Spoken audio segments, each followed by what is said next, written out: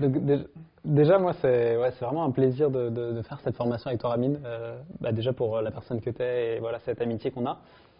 Pour ce qu'on a déjà exprimé dans les vidéos d'avant, mais la complémentarité qu'on peut avoir. C'est un retour qu'on a beaucoup eu justement dans la première formation qu'on a pu faire l'année dernière.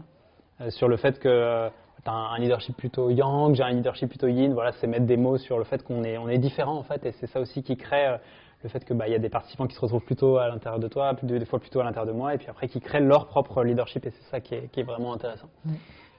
Mais au-delà de ça, les formations, j'ai pu vivre la formation de collectif autogéré avec toi que tu facilitais, et une autre formation que tu avais créée, cofondée à l'école dynamique pour créer des écoles. C'est vrai. Et voilà, les deux, pour moi, ça a été vraiment des énormes prises de conscience, et je trouve qu'il y a un savoir-faire sur comment animer une formation et que vraiment le groupe soit au service du développement de chacun.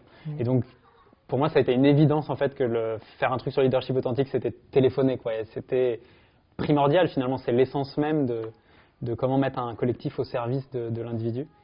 Et je trouve que ça s'est tellement bien passé finalement dès les 2 premiers jours de la formation qu'on a vécue l'année dernière. Quand on voyait l'état d'énergie des gens, le sourire, et puis je me souviens, tu étais venu me voir et tu m'as dit en fait c'est déjà bon, maintenant c'est que du bonus. et c'était super chouette parce que je l'ai vécu comme ça aussi, de se dire en fait tout le monde est déjà nourri, donc maintenant c'est que du bonus. Et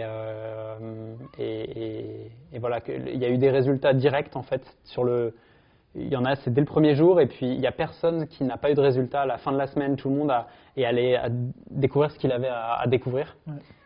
Et même, cette espèce d'exception, à un moment, il y a une personne où jusqu'au bout, on se disait, mais mince, ça n'a pas l'air de prendre pour elle. Et voilà, il y avait une sorte c'était compliqué, même avec l'ensemble de Pourg, les gens qui étaient à Pourg, la formation, tout était compliqué pour elle. Elle était dans le non. Et à un moment donné, je me rappelle d'une discussion que j'ai eue avec elle à la toute fin, où en fait, elle s'est rendue compte que, en fait, elle avait besoin d'apprendre à dire non. Et il y a une sorte de déclic, et c'était trop beau parce que du coup, elle a pu enchaîner finalement dans son projet, dire non au projet qui ne lui correspondait pas, qu'elle avait fondé quelques mois avant, qu'elle subissait, et faire le tour du monde.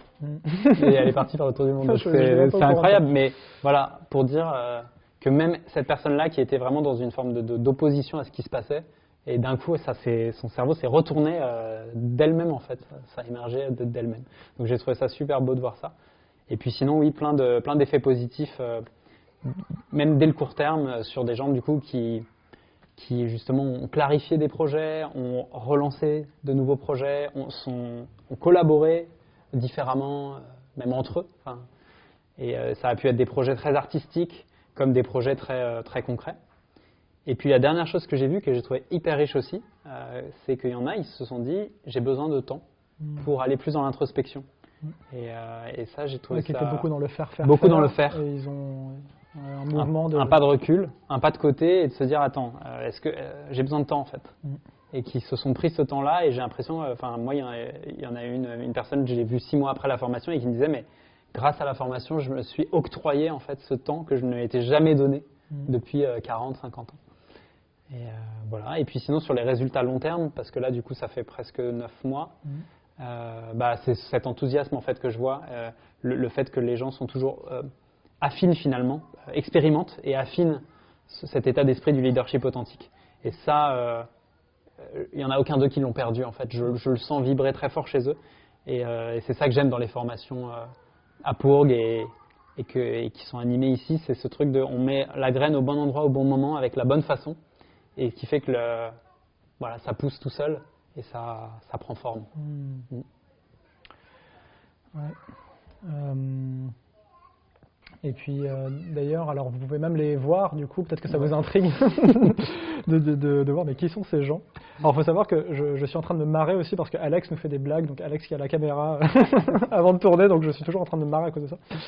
Et bref, donc ces personnes-là, vous pouvez les découvrir d'ailleurs, celles de la première session, parce qu'elles se sont, une bonne partie d'entre elles s'est exprimée dans une vidéo que Alex a tournée d'ailleurs, et qui apparaît sur la page du site, du site.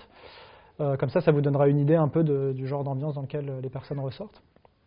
Et puis concrètement, ce qui se passe dans cette formation, on essaye d'amener les personnes à goûter très directement, enfin vraiment de rentrer en relation directe avec cette proposition qu'on a de ce qu'est le leadership authentique, de ne pas en faire des théories, mais vraiment de l'expérimenter dans ses cellules.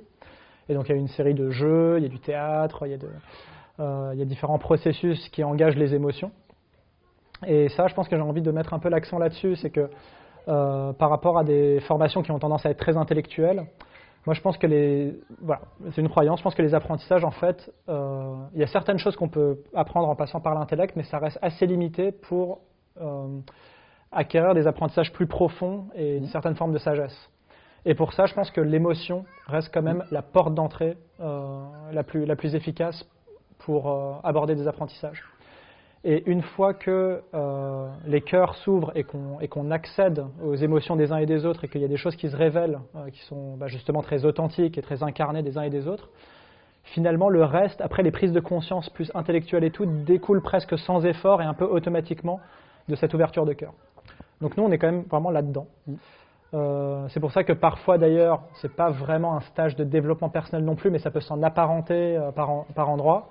Parce que justement on va explorer l'intériorité des transformations profondes qui ont à voir avec le fait justement de cette déconstruction finalement d'arrêter de faire pour ensuite être quelque chose et voilà, de se recentrer sur l'être et voir qu'est-ce qui émerge comme projet à partir de l'être.